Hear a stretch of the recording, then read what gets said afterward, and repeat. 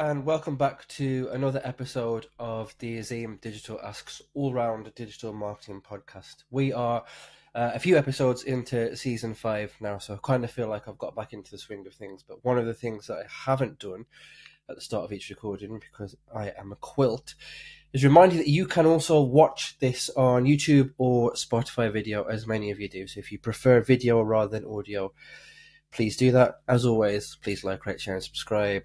Blah, blah, blah. The usual stuff that podcasters say. This episode is one I'm really looking forward to. We're talking all about, insights from my amazing guest, Katy, on being a female founder and basically breaking the glass ceiling. I'm not going to talk too much. I will let Katy give herself a proper and, more importantly, a better introduction to herself. But what I will say is that Katy's someone who we've been at the same events, loads and loads and loads of times, and never actually spoken to each other for one reason or another. And finally, we made that happen not long ago. And as a result of that, here we are. So, Katy, welcome to the show. Thank you.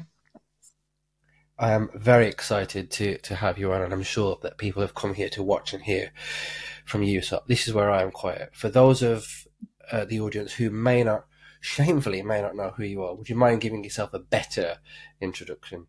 Yeah, cool. So I'm Katy. I'm the PR director and co-founder at Bottled Imagination. I've been working in digital marketing for about 6-7 years, digital PR for around 3. Before that, I was doing more of a kind of traditional PR role. I've worked both in-house at TalkTalk and in agencies as well. So I started my career at Breast Agency in Leeds, which was a huge full-service agency, and then moving into Rise at 7, and then now start my own thing with Bottled Imagination. Amazing. And that's what we're going to be talking all about. So let's just dive straight into it. So the very first question, Katy, is what inspired you to be part of the founding team of Bottled Imagination? Yeah, so I think I've been working at Rise for a while, was ready for kind of a new challenge, and sort of just thought, why not, really? I think I'd always kind of admired business owners. I think, to be honest, it kind of felt a bit maybe unachievable. It felt quite a massive step for me to take, and something that I kind of always looked up to people that could do it. And then we started talking, myself, Luke and James ran a lot of really successful campaigns together at Rise, and we sort of just thought, you know what, we can do this, and why not? So just kind of took the plunge, and here we are.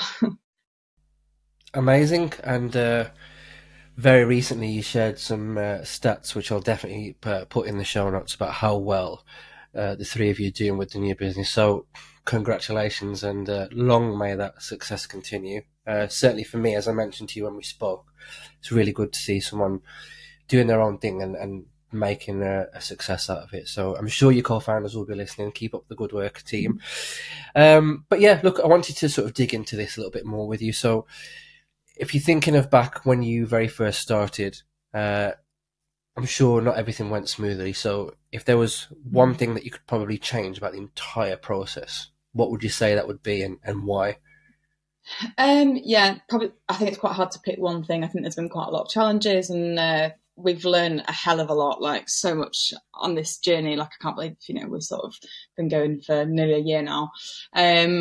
Probably, to be honest, backing myself. I think at the very beginning, I'm quite, I kind of can overthink quite a lot. And I think I kind of thought a lot of the reasons why it wouldn't work. Am I good enough to do this? Are we good enough to do this? Do we have the knowledge we need to do this? Is this a really stupid idea when we might be going into a recession? Hundreds of questions, kind of, I guess, why it wouldn't work. So I kind of wish I could talk to me a year ago and be like, but what if it does work? Just flipping that narrative in myself is probably what I would say. I think I do struggle quite a lot with imposter syndrome. So I think kind of putting myself in a position where I was like, okay, I'm going to run this, and trusting myself to do it has been a challenge. And I think at the beginning, it is obviously amplified. You're a startup, you're brand new, no one really knows you. I mean, some people in the industry know you, but obviously the industry is relatively small in comparison to how many people are, the clients and everything that we're kind of targeting. How can we make ourselves be taken seriously? So I guess, I don't know if that's for one thing, but I guess the second thing as well was that kind of appearing established while we weren't. I think that's something that we were talking about actually this morning. We're taking new business calls. It sounds so cliche and cringe, but taking business calls from my mum's kitchen we actually had people like comment and kind of say, we are paying you for a service, like sort yourselves out. We're like, oh god, yeah, like we really do need to. So I think if I've already got that kind of, oh god, can we actually do this, mixed with, are we actually set up right? Are we actually going to appearing like an established business? It was quite a hard period, which we've obviously ironed out now, and it's all good now. But I think looking back, I think that backing myself, having the confidence to be like, do you know what, let's give it a go, would be what I'd change. Yeah. Love that. And it's nice that you've got that like sort of human element to it, because I bet not many people watching or listening to this would have known that you were probably in that position, like in your mum's kitchen. Oh yeah, taking she calls. She loved it. She wants the job now, but like it was really annoying at the time. And she like walks in, wants to put the make a cup of tea, and I'm like, not now, mum. Like, oh, I've just got visions now of your mum walking past. Yeah. Like, oh yeah. There you go. Oh, I just look. Let's move on. One of the themes that I really wanted to talk to you about, which I'm glad that you agreed to, because certainly from what I've seen, number one, there are not many women in this industry, and even less women in like senior leadership roles or branched out, or who've sort of done their own thing. So I really wanted to sort of dig into that and ask you from your perspective. So as a woman in a very heavily male-dominated industry, what would you say are some of the challenges that you've had when you've been doing this? Yeah, I think it's interesting because I guess it's, if you look at SEO or PR, I think SEO is obviously very male-dominated, whereas PR, I think we're seeing more of a shift and a lot more women coming through. I think I've been really lucky, actually, in the agencies I've worked in and also in-house, that I've been surrounded by a lot of actually really powerful women in terms of leaders, but also my peers, which has really helped, I guess, mean that I've not been too scared of being like, oh, I'm the only woman in this room or whatever, because I've been actually surrounded by a lot of women. I think in terms of challenges, there has been a few times where I guess maybe I felt like I've not been taken as seriously as a man would in that position, or that I felt like I've had to speak a little bit louder for my voice to be heard, or that questions have been directed to other people when actually I can answer that question.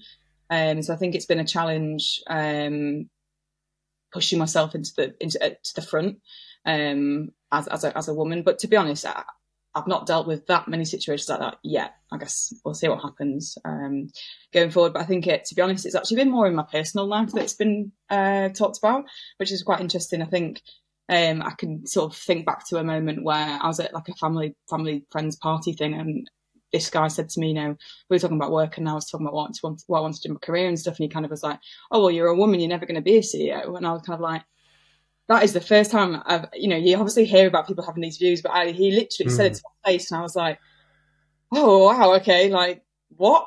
And I wouldn't say that that's the moment that made me go, right, I'm going to do this, but it really did make me think, okay, you hear about these opinions, but he literally said it. So it's been more kind of being taken seriously in my personal life that I think has been more of a challenge. It's kind of been like, oh, Katie set up this business. I think it's like, oh, how's your little business going? It's like, actually, no, it's going really well, and it's not just a little business. It's doing well, and kind of, would I hope you wouldn't mind me saying this, but like, would my brother have been asked the same kind of questions? Probably not. So it's been definitely interesting. Yeah. Yeah. No, I can't believe that someone would say that. I was gobsmacked. Yeah, I was gobsmacked. I was like, what? My mum was like, what? And even awful. Like to your face as well. Like, I can't. Yeah. It's bad. Well, anyway, we'll move on from that shocking comment. But yeah, I can't believe someone would say that. But surely that would only like sort of motivate you to like, of course, continue to be successful. But yeah, in your personal life, it is that's a new one for me, and it's a shame really. But not luckily, that's the wrong thing to say. Rightly. The three of you are making a success of things, and like I said, long may it continue. So let me just push on with that a little bit more then. So you mentioned you've been fortunate to not have your opinions or views discredited because you're a woman in the professional world. Mm-hmm. So thinking about your fellow co-founders, who you've obviously got relationships with because you wouldn't decide to just start a company with two other random people. Yeah. Do you feel like what sort of perspectives do you think that you bring to your leadership team? Yeah, I think it's interesting. So I guess there's like sort of stereotypes with what women bring to business versus what men bring to business. I think women are often associated with being very, maternal, emotional, all these kind of values, but I think it can be flipped into being actually really powerful. For example, I was reading something earlier about, I think it was like Harvard Business School, something about women being like too weak to be leaders. And actually, I think it's like I can bring a kind of empathy and people skills and that kind of thing in terms of building relationships, and which is obviously when we're working with clients all the time really, really powerful. I think I bring that skill, and I think I bring that into also when we're doing recruitment and hiring. I think being able to understand people, their motivations, what they want, really has really helped us, hire 3 people so far, and will when we continue to grow as well. But I think that kind of human, maybe self-awareness as well, like that kind of being really aware of how other people will see what you're saying and listen to what you're saying, and that there's a couple of skills that I think I bring into the team. Yeah. Amazing. And then one I'm going to just spring on you, which I've just thought of now. How do you deal with disagreements in the team? Let's say you wanted to go down a specific avenue, but the other 2 didn't. I think this is where it can be quite hard when you're friends with each other, because you have to have kind of uncomfortable conversations that you wouldn't usually have with a friend. And I know I'm particularly not very good at confrontation. Like I don't really like causing, I guess not even drama, but I don't like rocking the boat so much. So I think it's kind of having to just talk it through. If one of us has got a different opinion to the one, it's actually completely fine. We're never going to all agree on everything. We're different people with different opinions and thoughts on things. So I think it's totally fine that we have those differences. I think we just got to talk about it. You got to communicate. And often actually we realise that we're thinking the same thing, but we're approaching it in different ways. So I think just chatting things through. We've not had any massive fallouts yet, so maybe that'll continue as well. Well, yeah, fingers crossed you don't. Yeah. But yeah, look, let's move on. And one of the things that I'm keen to hear from you on, and certainly learn from you, is personally, because I'm really bad at it, but also I'm quite interested to learn about your time management. So you obviously would have had to switch from, the corporate sort of model, the traditional 9 to 5, let's say, into now it's your business. This is you basically, as well as the other 2. When I say you, I mean all 3 of you. Yeah. How do you manage your workload now? It's really, really hard. I think it's harder actually than what I thought it would be. I think there's been 2 kind of things, I guess, the shift in terms of my role, because obviously I was PR lead at Rise, so I was managing a team of 10 people and a lot of clients, and then going into starting my own business, I kind of had to split between being essentially a PR exec and actually doing the day-to-day work, because obviously a lot of the work that we're selling is PR. So I was going back to doing seeding lists, outreach, all of this kind of stuff that I've not done for a while. But also trying to think bigger and think about the business and running the business and how do we want the structures of the business to be. And I think I found it quite hard, and still, to be honest, still find it quite hard to do the work and also work on the business at the same time. I think I've been quite burnt out before in the past, and I'm really, really conscious of not going down that route again, because it's obviously super damaging. So I think I've been trying to be quite strict with myself with boundaries, and kind of the 3 of us are actually quite good at that. We don't really chat as much as we can outside of work. Obviously, sometimes you have to, and that's the way it is. But we've been quite strict with ourselves about chatting and giving each other space when we need it. And I think now I've been able to obviously hire Lucy and Eve, who are our PR team. I'm able to take that shift back up again into more of a directing role rather than doing the day-to-day as much. Obviously, I'm still chipping in. But I think just kind of prioritising myself, what I actually need to be doing in that day, and actually, at the end of the day, I need to be running the business as well, and giving myself the space to do that rather than being too much in the, we've not got a reactive PR story this week. It's kind of shifting that mindset a bit, which has been quite challenging, to be honest.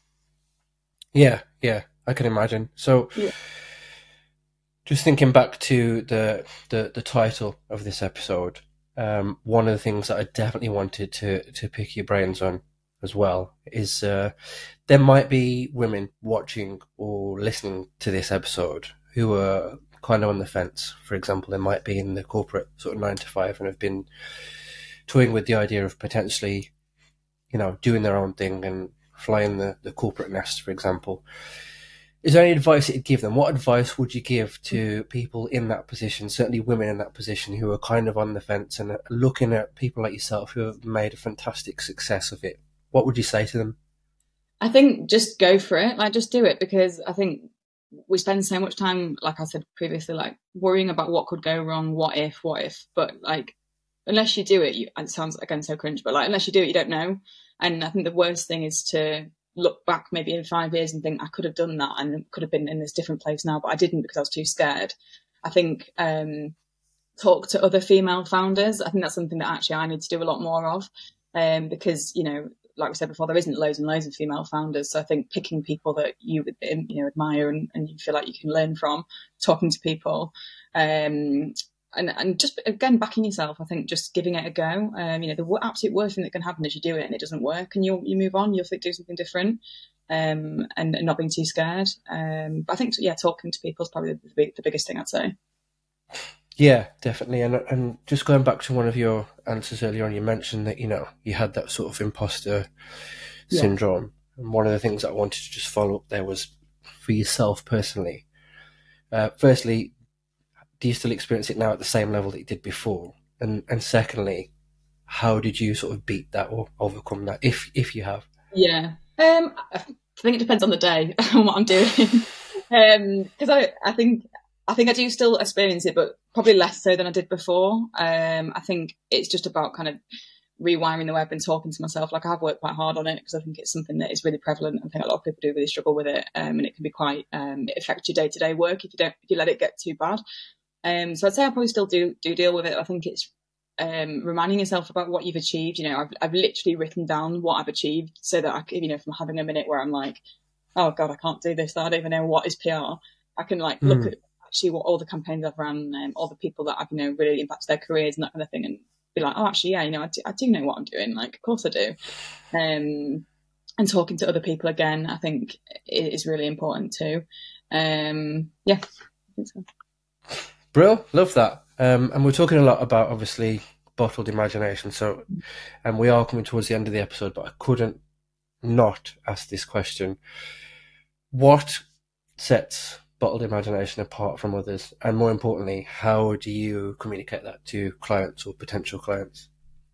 Yeah, so we're really trying to focus on kind of ideas. I think we've banged on about it quite a lot, but we're really trying to focus on the idea gen part of the PR process. I think we all know that PR is getting really saturated at the moment. There's loads and loads of PRs, less journalists, more their inboxes are really, really full. How do we get to the top of them? How do we make sure we're being seen? And it's all down to the idea. So we're really, really focusing on that beginning part of the process. We've got a really robust idea gen kind of strategy and process. So we're getting to the point where we're able to kind of prove the idea will work. We're trying some new techniques with outreach that I can't talk to you about right now, but they will hopefully be paying off soon. And then you'll see them come out. And also kind of, I guess, the way we're communicating things to clients, we really want to be showing value. I think, it's more than just links. We're wanting to create things that the client's really proud of, and we're working collaboratively together. So I don't know if you've spent very much time on the site, but we've kind of made it like an e-com. I've seen that. And so we've got 3 different packages, and these are kind of tailored to what the client wants. So we've got pure, planned, and full. So pure is just links. We'll talk to the client, and if they're going, we just want links, but we delve deeper, and they're like, oh, we actually want sales and leads from organic search. We'll be like, okay, actually planned is what you want. That's got more of a search strategy. It's got an opportunity analysis. And then if they're like, okay, we just want to do billboards, we want to do social, we want to do all this stuff, but underpinned by PR, then we'll push them towards full. So the way we've kind of packaged that up just makes it quite easy to communicate. And that's something that I think is a bit different to what other agencies are doing at the moment. Brill, love that. And I strongly recommend listeners and viewers to check out the website. I remember when you launched, I was like, I've not seen anything like this. Yeah, this cool. is quality. I'll definitely have a link in the show notes. Followed, of course, because that's what we all want. And the very last thing that I wanted to ask before you share your contact details is as much as you can share, so no pressure. But what does it? God, it feels like a job interview now. What does the next? What does the next 12 months, 3 years, 5 years? What's the future in an ideal world? Let's say 5 years time. You're looking back. What will you have achieved? Really good work. Like, I just want to do really good. I know obviously there's business goals as well, which we can't talk about, but I think like we really want to do good work. I want to do work that we're proud of, that the client's proud of, that the team are really happy with working on, and also build a team that everyone's really happy and is kind of thriving. We want to grow the agency in terms of headcount. Not desperate to be absolutely massive, but I think if we can grow the team in the next year to, I don't know, like 30 people would be wild. I think I'm just really keen to grow the agency, but just not lose sight of why we did it in the first place, and make sure, we're always adhering to that. And everything we do is kind of sticking with our values. And we're all really proud of what we've grown. Love that. What a nice way to approach the end of the episode, I should say. This has been brilliant. But before you go, if there are people watching or listening to this who want to connect with you, your co-founders, check out more about the business, where can they find you? Yeah, so business-wise, Bold Imagination on Twitter, we're on Instagram, we're on LinkedIn, and then me personally, Twitter, Katy Powell, or LinkedIn, just search my name and I'll pop up. Amazing. Do remind me, and I'll shove all those links in the show notes. And before I end the episode, on recording, an apology for not saying hello sooner at conferences, because I've really enjoyed this conversation. And I just think we could have had many more conversations like this at all those events. So we'll fix that moving forward. But yeah, no, I've really, really enjoyed this. Thank you so much for taking out the time. I can imagine how busy yourself, all three of you, would be. So I really, really appreciate this. And yeah, look, that's it. Thanks very much for listening, watching. Please do like, rate, share, and subscribe. Tell a friend to tell a friend, and then go in your car, or if you haven't got a car, jump in an Uber, go 4 streets down, knock on a random door, and be like, "Have you listened to this podcast?" Before they call the police. One extra listener, I will take it. This is where I shut up now. Thanks very much for listening. I will see you on the next episode.